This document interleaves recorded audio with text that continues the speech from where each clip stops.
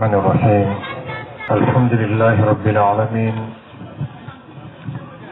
والصلاة والسلام على رسول الله وعلى آله وصحبه وسلم تسليما كثيرا. أما بعد، السلام عليكم ورحمة الله وبركاته. الله تعالى akacine muhammadu ci sallallahu alaihi wasallam ni dina langana mayaniye dina milu haqiqalo ciyan namaratala dina milu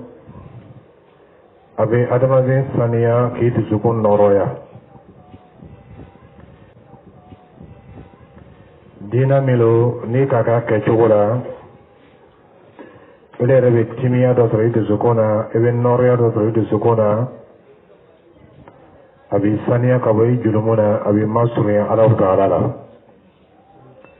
dina milo ni ka ta cogola abi ke alaw ta'ala diyana moye abi kodi alaw ta'ala ye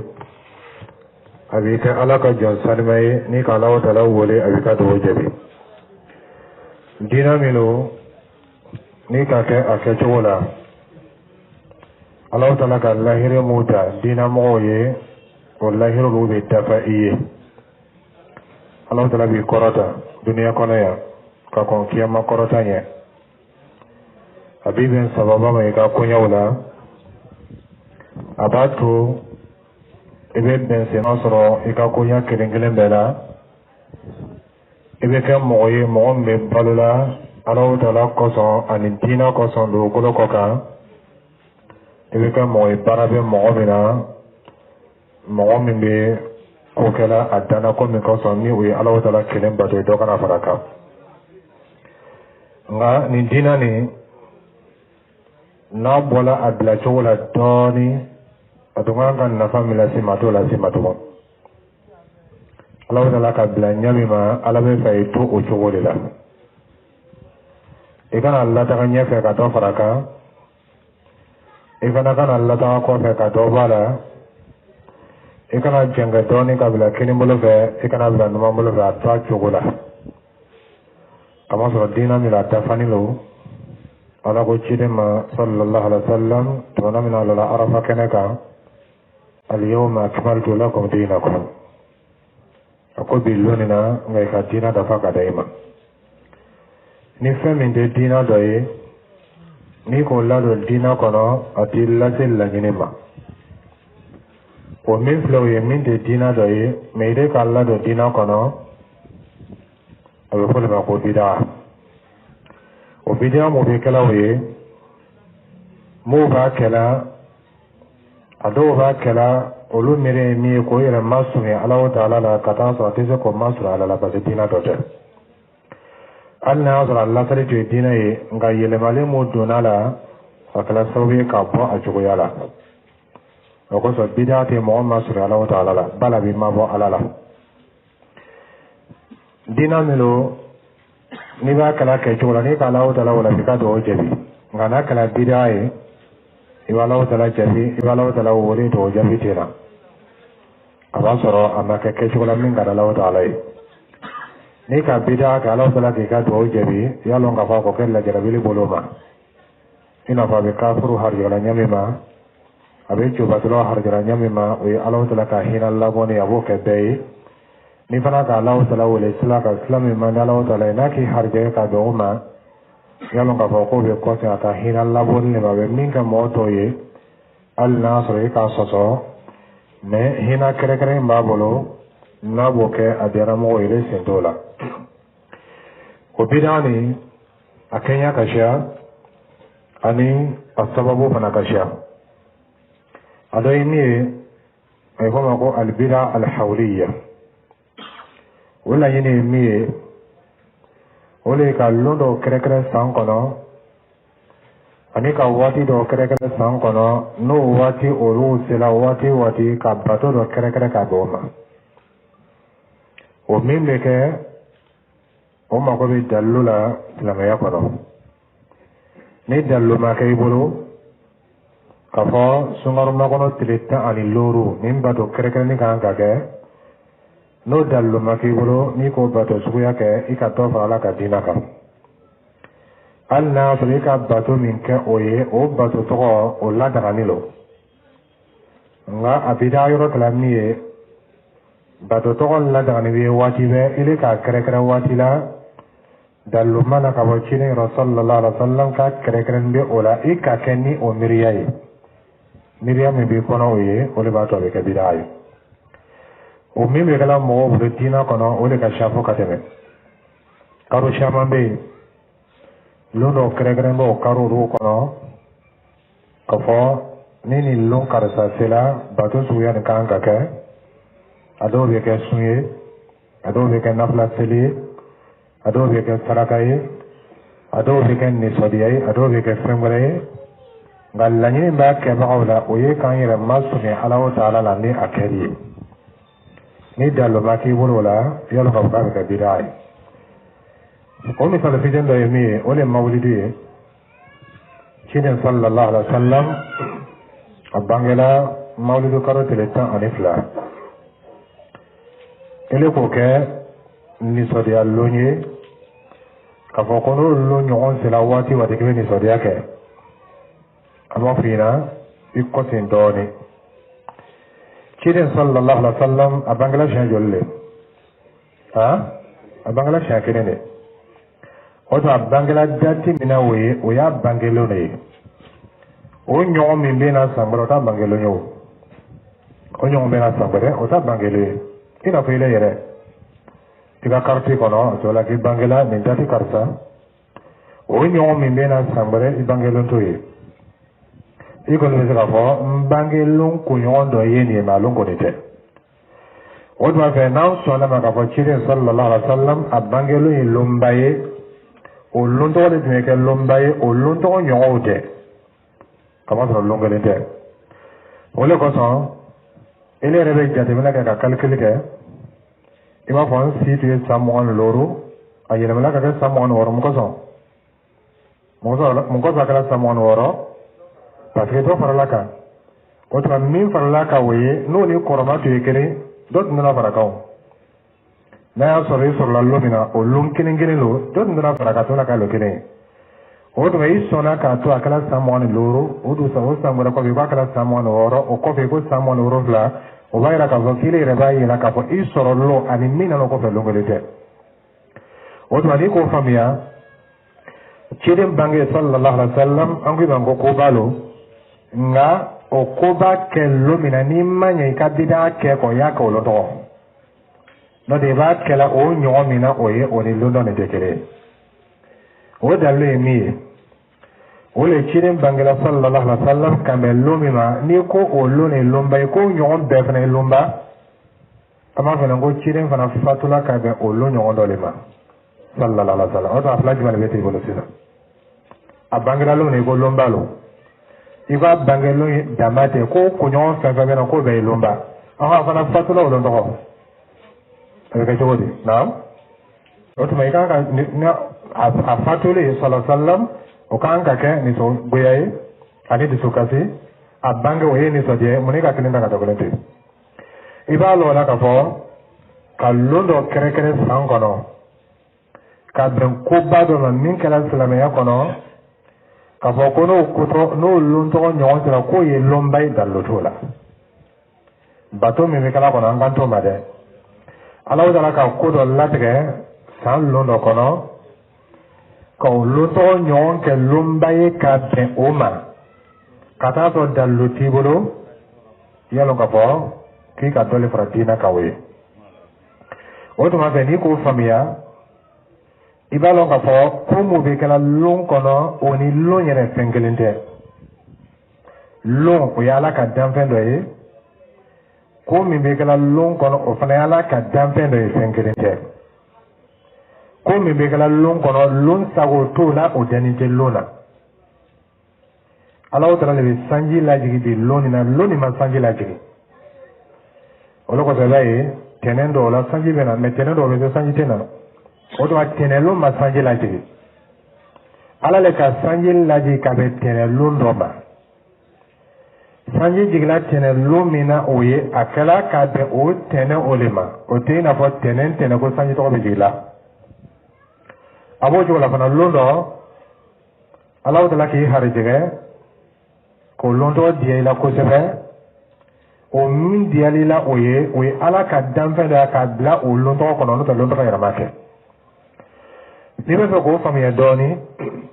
taa dɔgɔtɔrɔso la i bɛna taa sɔrɔ mɔgɔ dɔ jigila lon min na den dɔ sɔrɔla lon min na dɔ fana sala o lon tɔgɔ i bɛ taa ninnu sɔrɔ o bɛ nisɔndiya la ko mun de kɛla ko muso tun bɛna a ma den sɔrɔ a ka den sɔrɔ bi nisɔndiya bɛ nisɔndiya tɛ nisɔndiya lo i bɛ taa dɔɔni hali dɔgɔtɔrɔso kelen na i bɛ taa dɔ sɔrɔ o bɛ kasi la mun de kɛla dencɛ kelen min tun b'a bolo k'o fana sala ninnu bɛ nisɔndiya la ninnu bɛ nisɔngoya la a bɛɛ kɛra le lon kelen na i b'a dɔn k'a fɔ ko lon ma foyi kɛ o tuma den sɔrɔ ka bɛn ni lon nin ma Ala le ka den sɔrɔ latigɛ ka bɛn o ma nin fana saya ka bɛn ni lon nin ma Ala le ka saya fana latigɛ ka bɛn o ma lon sen t'a la n'i k'o faamuya ka lon dɔ kɛrɛkɛrɛ ko dɔ kɛra o lon tɔgɔ la k'o lon tɔgɔ jate minɛ lon san n'o lon tɔgɔ ɲɔgɔn nana kabili kɔnɔ ko lonba dɔ lo kamasɔrɔ koba dɔ kɛra lon tɔgɔ kɔnɔ o ye bidaa miiriya ye o man kan ka kɛ silamɛ miiriya ye o bidaa ni sabatiya kosɔn o fana bɛ lase bidaa wɛrɛ ma an bɛna s'o ma maa min kɔ sisan an bɛ fɛ ka lili yɛrɛ de bɔ i hakili la ciden sallallahu alaihi wa sallam a nana Madina Ala taala k'a kisi ka bɔ a jugu tɔɔrɔ ma a don lon Madina lonba lo silamɛw bolo nisɔndiya lonba lo silamɛw bolo mɛ o kɔrɔ tɛ k'a fɔ ko n'o lon tɔgɔ ɲɔgɔn na lon dɔ k'o fana ni lon tɛmɛnen kelen la mun de kosɔn i ko ciden donna Madina sɔrɔ ko nisɔndiya lon don mun de kosɔn i ko ten kamasɔrɔ Ala ka ko dɔ kɛ o lon tɔgɔ o tɛ o kɛra ko jumɛn ye Ala taala ka ciden kisi ka bɔ a jugu tɔɔrɔ ma o lon tɔgɔ o tuma fɛ o t'a yira k'a fɔ ko n'o lon tɔgɔ ɲɔgɔn wɛrɛ sera k'o lon tɔgɔ fana bɛ de parce que o ɲɔgɔn ma k'o lon tɔgɔ la kosɔn n'i k'o faamuya ka ko taga ni segin k'a fɔ ni koba min kɛra silamɛya la n'o waati ɲɔgɔn sera an bɛ a bila an kɔnɔ k'o lon tɔgɔ ye lonba ye an tɛ se k'o lɔn fo ni dalilu nana an ma ka bɔ Ala taala yɔrɔ ka bɔ ciden yɔrɔ sallallahu alaihi wa sallam k'a fɔ ko nin lon nin bɛ ta san an m'an bolo k'o la mun de kosɔn ni seliba lon sera san bɛ fɛti ka bɛ nisɔndiya kɛ ka b'a sɔrɔ dalilu nana an ma k'a fɔ nin lon ɲɔgɔn san n'a ɲɔgɔn sera a ye nisɔndiya kɛ o nisɔndiya min bɛ kɛla o ye ka di Ala taala ye nka i bɛ nisɔndiya min kɛla bi seliba lon na o ni seliba tɛmɛni lon kelen tɛ a ɲɔgɔn lo i n'a fɔ ko n'i ka fitiri seli o k'i bali bi taa seli ma wa o t'i bali o ma mun de kosɔn i ka fitiri seli kɔni i ka seli bi parce que dalilu k'i ma k'a fɔ lon ni tile kɔni bɛnna ka ban k'i to i yɛrɛ ma i hakili bɛ yen i ma sa i farila seli n'o ye fitiri ye o tuma a bɛ kɛla ka bɛn o de ma nka lon yɛrɛ ko min bɛ kɛla kɔnɔ o ye Ala taala ka ko latigɛ n'o ye ka bɛn lon ma i bɛ jija ka nin miiriya nin sabati i miiriya la ka kɛ akida i bolo k'a dɔn k'a fɔ lon ye fɛn o ye zɔrifu ye o ye zamanu ye o ye wakatu ye ani ko min fana bɛ kɛla lon kɔnɔ o fana ye fɛn wɛrɛ a tɛ tila kelen na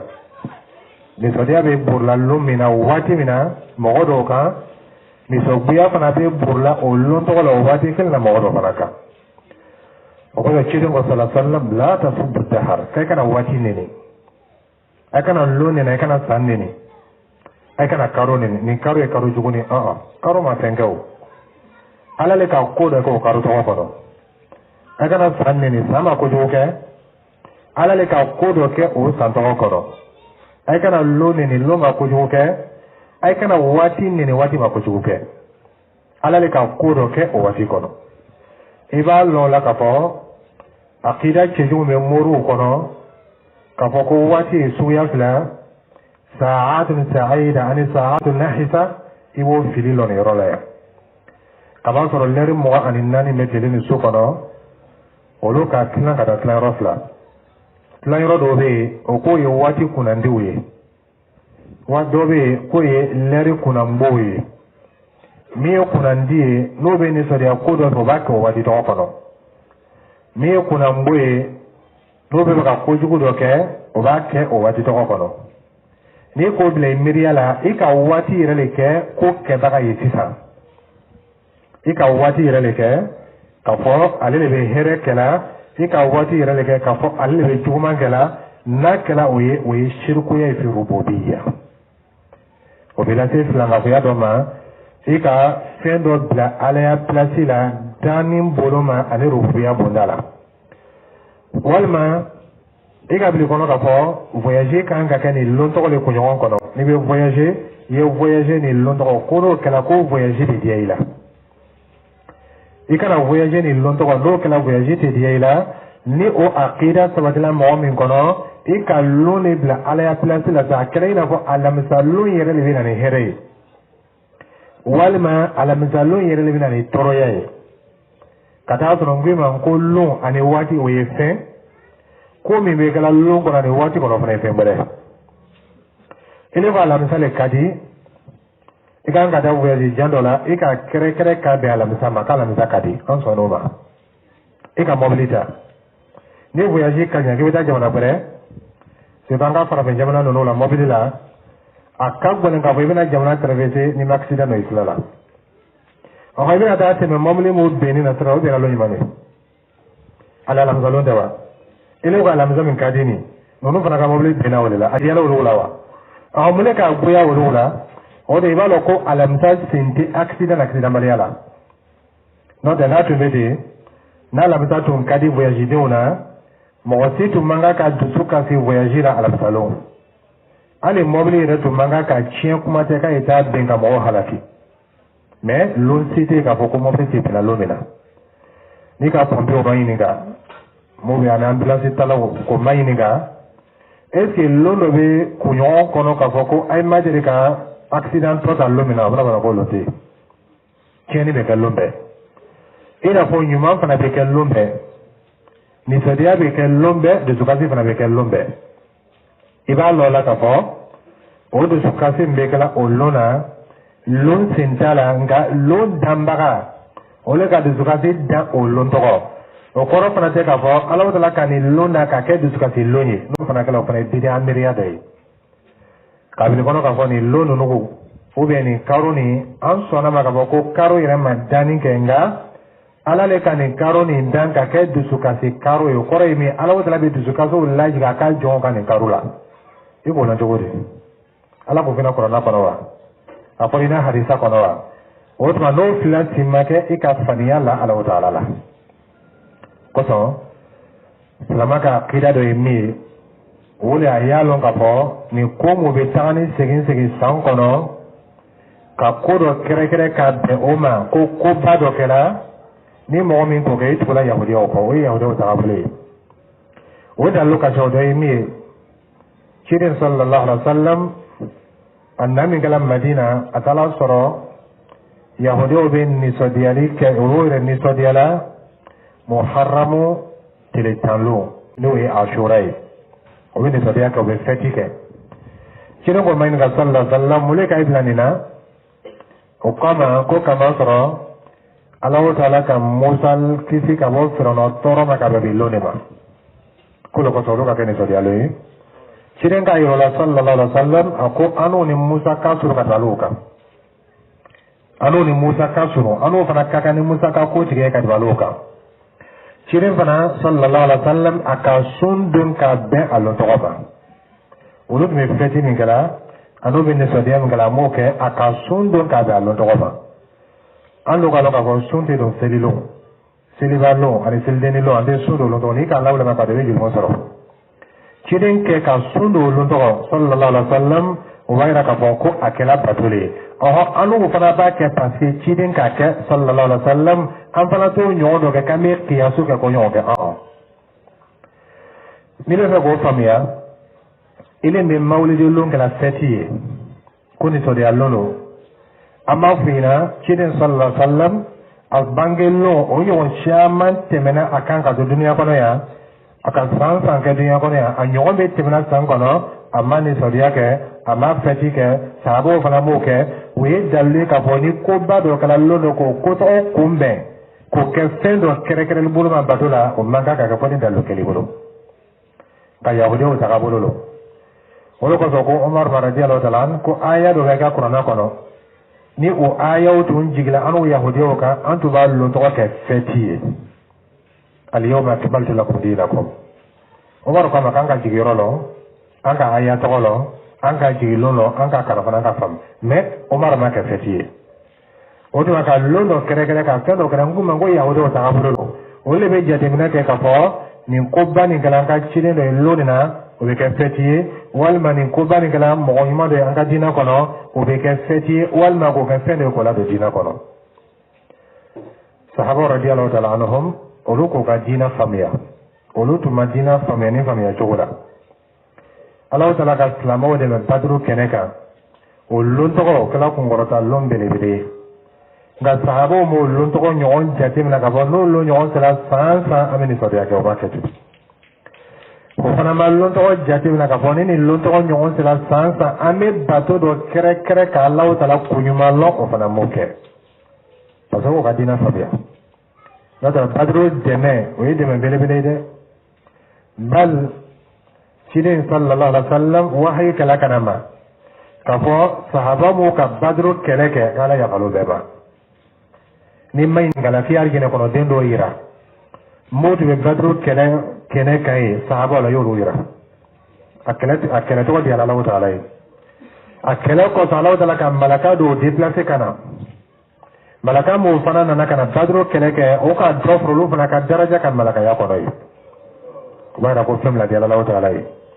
délégation na ka san fara woron fla bela délégation do na ka san fara folola malaka délégation do na ka san fara fla woron fla na abena na délégation do na ka ba bela kala keleke ni adamariya sawrai o kala mulko so ka islamiyya kun gorota o kala to di Allah taala a kun gorota fana di Allah taala islamiyya sembele bele dolo nga sawo ma famiyo la ka boko no lonto nyon sila so anya keni so die wal mano lonto nyon sila so anye sundo ka lawo tala ko yimalo wal mano lonto nyon sila so anye mo la dumni ka lawo tala ko yimalo wal mano lonto nyon sila anye na place la ka lawo tala ko yoro ba famiyati alaw dala donko fa in amanu bi mithli ma amantum bihi faqad ihtadaw kono liman ala ina fa alu liman ala nyonna woli bana sema aloli bana sema ko kakana ya soro oda abu chula fana Allah ta'ala ka islamu de me fi ghazwat al-ahzab jama qurun na faranyonka ko be islamu toram madina Allah ta'ala ko kala ni kala jama'i mo yira temiyila o fakala de me bele bele de islamela fatu makka de ila lumina ko ne de me bele bele de ko de me bele bele islamela ga sabo ma famia ola kafoni fatu makallo nyona na sansa anyo keni soriye wal manyo ke alabati wal manyo ke sundoye wal manyo ke nafla seri uruma famiyati amma to luka famiya kafo ko dina beta chire ne bolo sallallahu alaihi wasallam chire man karamina o de dina doye osmani kani famiya bid'a dona dina yoro shamana ani bid'a suya shaman dona dina ko ka be hawliya mal hawl ukore me ka ben san choyama ani ka be wati choyama ne karo do sela ko ya do be ke ka do karo ma ko ye padwe ko be Muhammad sallallahu ta'ala la ne karo do sela saraka kere kere do fo mo ina ka fo ne karo ne saraka le ni su do sela saraka kere kere do fo ola o membe kala o chire ka dina do te sallallahu alaihi wasallam foni dallu na mina ngani fa fa kala dallu ta sila memba ila ka fo ko tu kala ni le ko ala ko te ajate mina chire sallallahu alaihi wasallam kunyo de sudo tene ani alamisa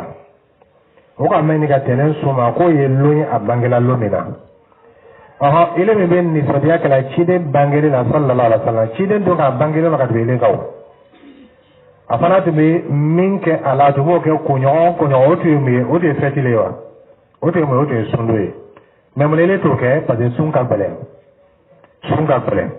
ele bitake domni ne ko to ni ka bidia yo o flem ta so domni ndale ka shala pakate me o bidia so ya o dabla ko ka bele a domni nda mo ko mawlidu ka te dabla ni mɔmɛrɛ ko mawulidu ma ye o tigila mɔgɔ ye mɔgɔ jugu kan ka gbɛn ka bɔ dugu kɔnɔ mun kosɔn parce que dumuni min de kɛra yanni i b'i yɛrɛ fɛ mawulidu la i tɛ tɛnɛ sun dɔ wa a jɛnɛ bɛ n'a bɛ tɛnɛ sun dɔ la a t'a don parce que sun don ka gɛlɛn nka n'a don fɔlɔ k'a fɔ ni nafolotigi dɔ n'o sera k'o nɛgɛnɛ k'o kuma yɛlɛma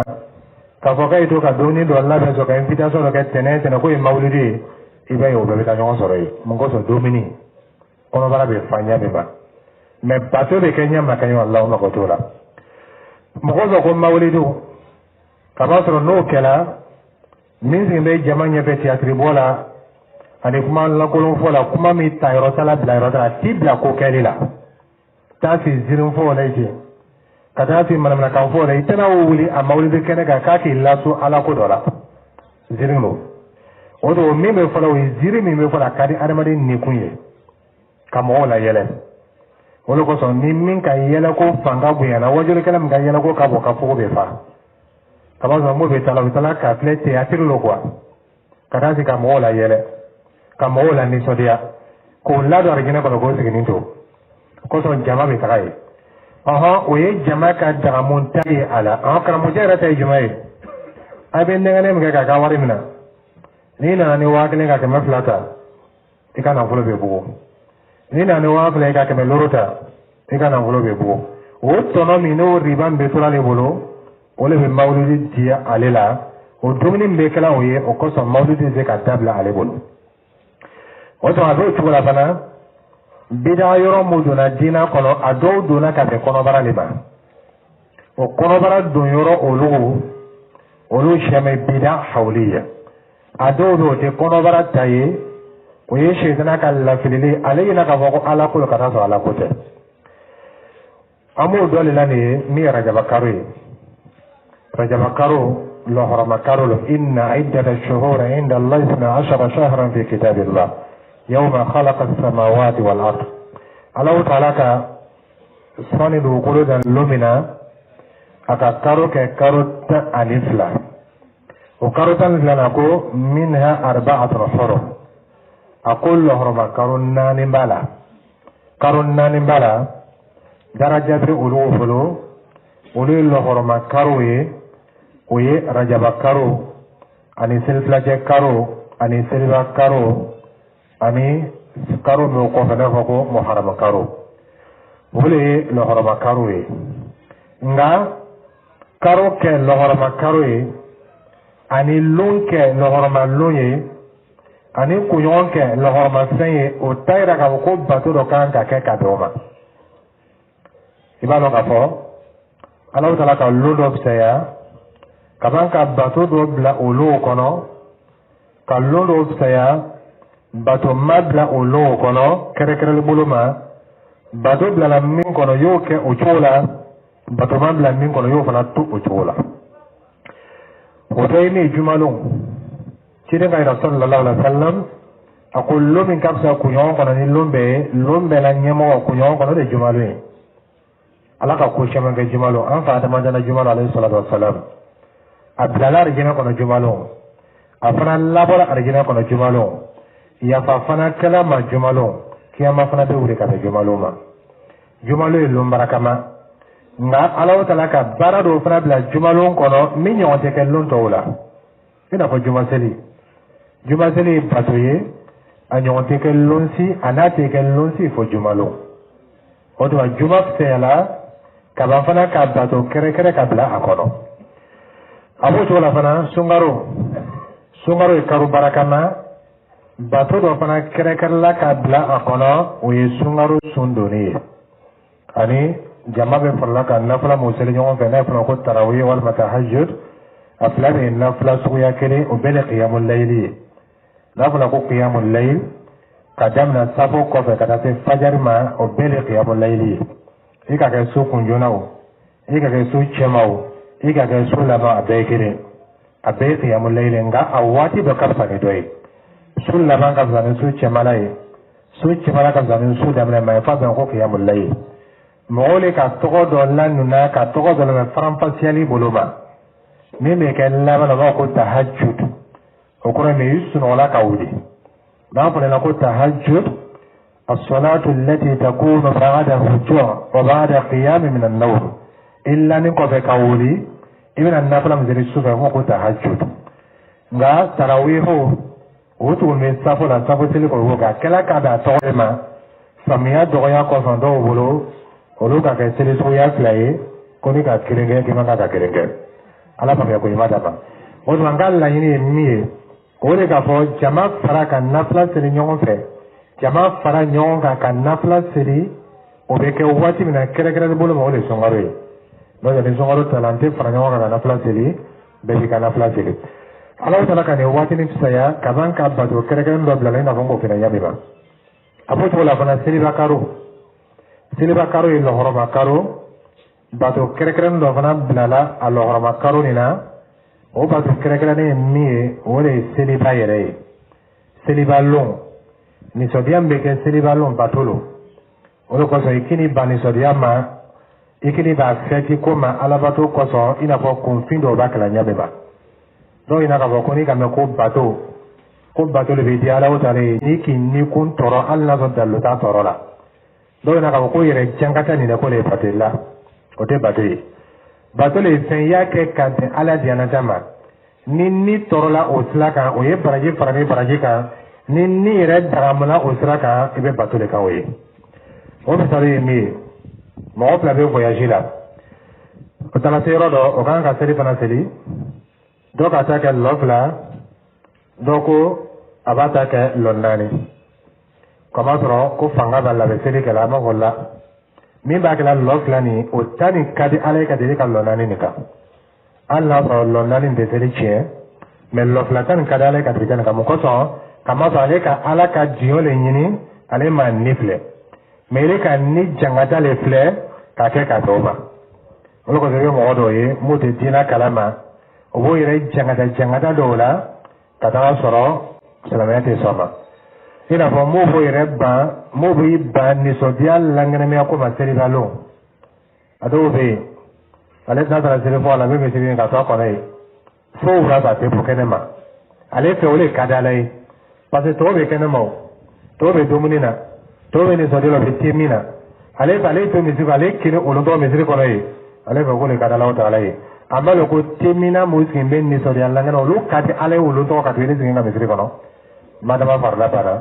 kama so ibala o tala ka diole nyini ite ni jangata ple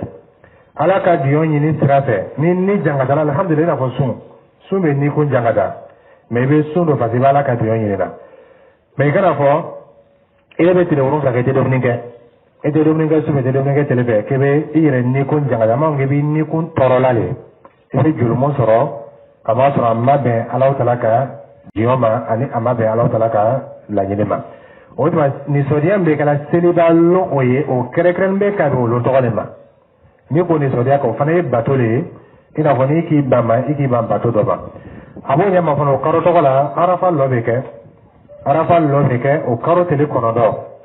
o lo be kala oye o fane bato dole ala fana ko krekre ka be o karo to kala ba o to ba arafa lo te ke san wati si fona kala ni lo to ye ni karo ni kono o fane fenye ala ka min krekre ni lo haraba karo ni na ani heji barato Allah Ta'ala ka heji barato fana Allah Ta'ala ko krekre ka be ni karo ni ma krekre ni bulu ma mi silba karo ni ko famia ibalo la ka ko karo do bi o lo harama karo ala ka baturo krekre ola karo do bi o lo harama karo batu krekre mana olula ko dai mi o rajabai lo harama karo nga batu krekre mana rajaba karo la ka foni kaninke krekre li buluma ibe daraja do soro wal mebi samadiya do soro Allah Ta'ala fe oye rajaba karo ya me karo mina sifani karo mina dem na sifani ya me karo mina sifani hakila wetele woro be tele joli be tele loro be tele woro naam do ko loro do ko woro o ta kala fe ya me karo mina ni karo ni rajaba karo e bato krekre mana krekre li buluma ka fo ni ka bato do ke krekre buluma ni karo na Allah Ta'ala be daraja krekre ndiba fɛn bɛ fɔlɔ la o tɛ sababa ye a dɔ ye min ye o de k'a fɔ ko a juma fɔlɔ su ko ni mɔgɔ min ko nafila dɔw seli nafila dɔw bɛ fɔ k'a fɔ ni mɔgɔ min ka nin juma fɔlɔ su kɛ nafila seli la paraji do be fo kala tala ko ti mo te sababai ado fana be fo ka fo atretan lo su ni mo ko gana placer la ina fo mi yo be fo shaban sungor ma ko atretan lo su la ko ni ko fana ke ko bato do ko paraji do be ke o te sababai ado fana mi ka fo ko do bi arjina kono ka katimi kateme lika abbenbe kateme nono keneka akasa kadi kate misku ka Allah Ta'ala budi moma ka batu kere-kere do fo kuni mom ko ke ni karo no frate sen sabati ne o ma ke batu mo be fo mi sui ani mi nafle ka be ni karo ma kere-kere le buruma ka fo ni kan ga Allah Ta'ala budi keye o miriam be mom mi kono ija ka mi to si ko fe so fo ite ko te ibn hajar rahimahullah ako hadisa sen nana ani kuma sen nana ka bala chini rasulullah sallallahu alaihi wasallam ka fo ni karo ni momin ka bato do ke kere le buluma Allah Ta'ala bi samantia do ko tigla mo ka be mawdu ana to be to ifo ni ka ko mawdu o ye ka fania la chiri na sallallahu alaihi wasallam ni ka ko do ifo o kore mi ka fo selo semi na masabati ibn taymiyyah rahimahullah ale kana ko nyofo ale ka ila ka fo ko do ifo milo lon ba do do ka barake do ifo do la an na so fana te sababai ni hadisa kala do ifo barabanga kakala akonga lolma mu kabbara ke do ifo suya mula ko hadisa mu na rajaba karula kere le bulu ma ko do ifo suya te ka do ifo ya ka jugo ka do beka o to ile me islamai ibe fe ka dine nye bulu ibe fe kira masu Allah Ta'ala la ngolo fe na kuma damina na yeji ya ka bato ke chura Allah Ta'ala ka bla nyamima no te ni mena bija kela hatim makunya bal afidol fra kongoka oko tani kan ga fara jamana no jate mina dole fula kongo ya ka wati be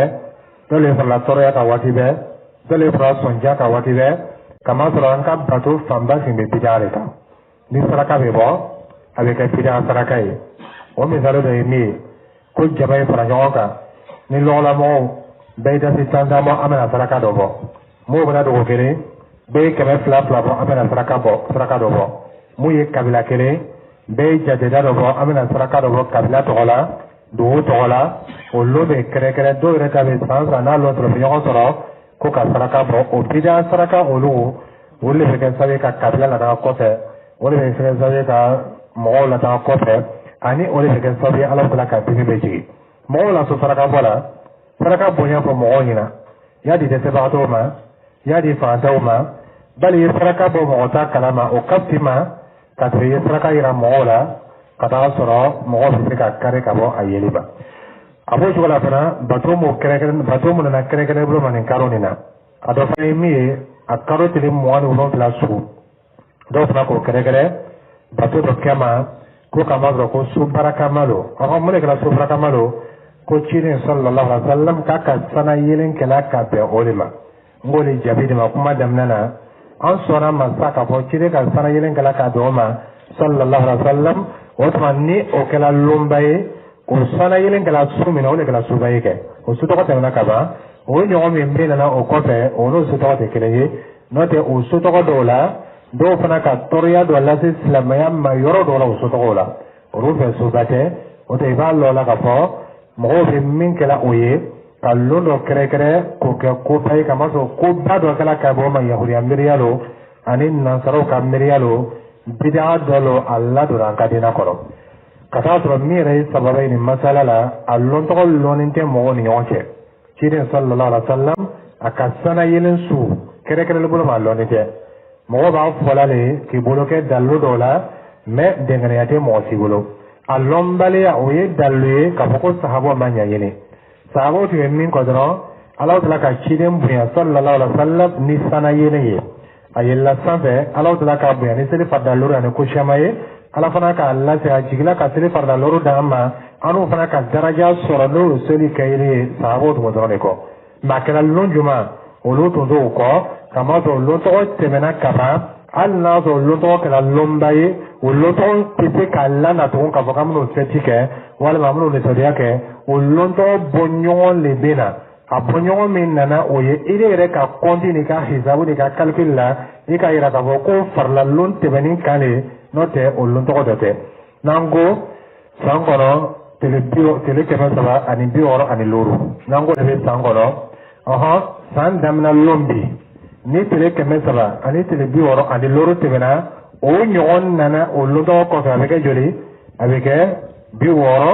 ani wɔɔrɔ o b'a dɔn k'i ka kelen fara kan kɛ i ka kelen min fara kan ye n'a y'a sɔrɔ o ni lon fɔlɔ ci kɛ a daminɛ e tɛ dɔrɔn fara kan a kɛlen i n'a fɔ ale kelen min tun bɛ o kelen de kɔ seginna mais e yɛrɛ ka calcul bɛ yɛrɛ ka fɔ kelen min kɛra o ye o kelen ma kɔ segin dɔ wɛrɛ de nana tugun hali n'a sɔrɔ a bɔnnen b'a fɛ o tuma ko min kɛra o lon tɔgɔ la o tɛ fɛn ye k'a fɔ ko ɲɔgɔn de bɛ kɛra bi lon nin na o bɛ kɛ sababu ye k'i lase bidaga min ma o de bidaga filanan ye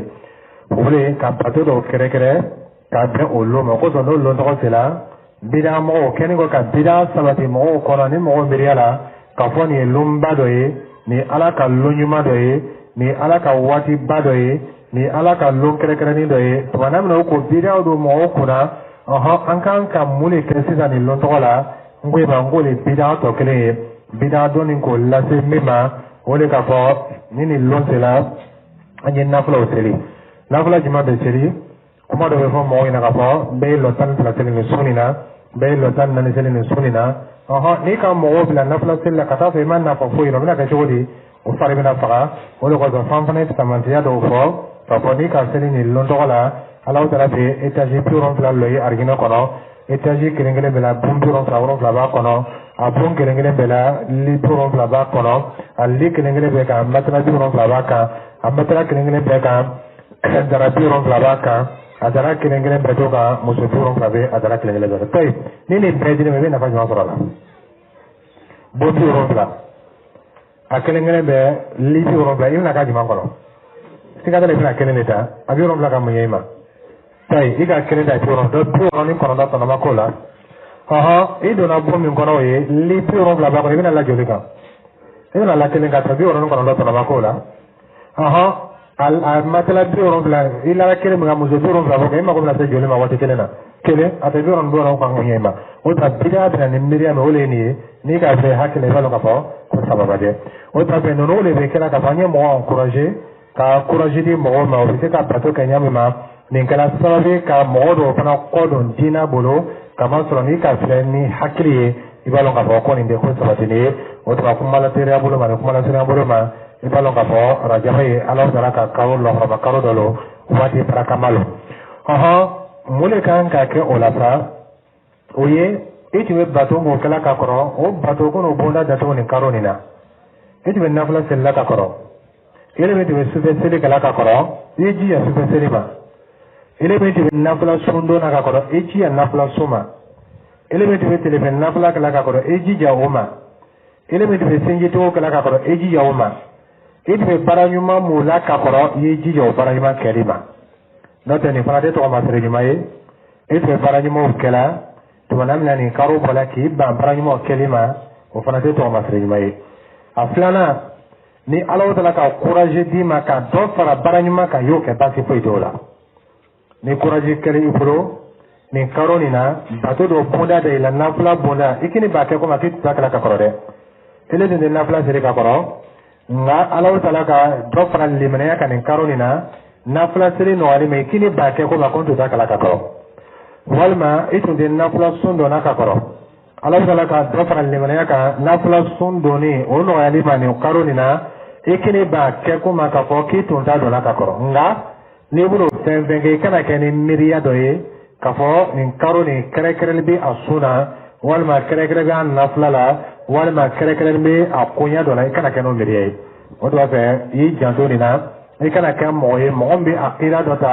k'a fɔ nin karo nin bato dɔ kɛrɛkɛrɛn b'a la i yɛrɛ fana kana kɛ mɔgɔ ye mɔgɔ min bɛ ban bato dɔ kɛ ko ma nin karo nin na ka sababuya kɛ ko bato kɛrɛkɛrɛn mana la bato bonda dayɛlɛnni lo n'Alahu Taala ka min nɔgɔya ma la i y'o kɛ kaban fana ka i yɛrɛ lasegin Alahu Taala ma ka tuubi ka taa Alahu Taala ma fala tazlimu fihinna anfusakum Alahu Taala ko nin yafa i kana yɛrɛ kun tɔɲɔ nin karo ninnu la o yɛrɛ kun tɔɲɔ bɛ kɛ ni Ala sɔsɔ ye o yɛrɛ kun tɔɲɔ bɛ kɛ ni ko kɛli ye komi n'a kɛli man di Alahu Taala ye an b'a ladeli Ala bɛnsɛma d'a ma wallahu ta'ala a'lam wa sallallahu ala nabiyyina Muhammad wa ala alihi wa sahbihi wa sallama tasliman kathira